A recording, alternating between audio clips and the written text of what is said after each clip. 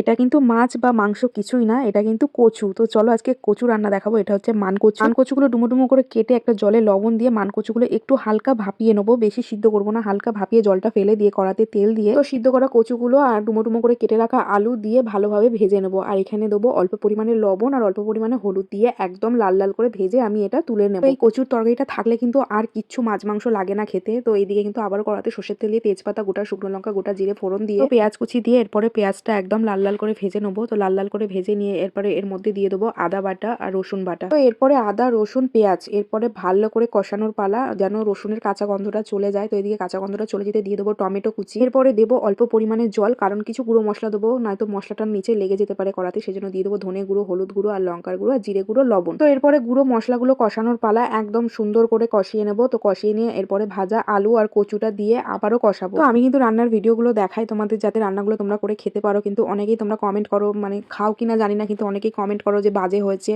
সত্যি কথা বলছি, আমি আগে খাই তরকারিগুলো, তারপরে কিন্তু আমি তোমাদের সাথে ভিডিওটা শেয়ার করি। তো চলো কথা বলতে বলতে আমি কিন্তু ওদিকে কচুতে জল দিয়ে দিয়েছিলাম। কচু আর আলুটা সিদ্ধ হয়ে যেতে আমি দিয়ে দিয়েছিলাম গুঁড়ো গরম মশলা, ধনেপাতা মিশিয়ে একদম নামিয়ে নিলাম। মানকচু আলুর দম, এটা খেতে হয় দুর্দান্ত। একবার হলেও তোমরা বানিয়ে খেও।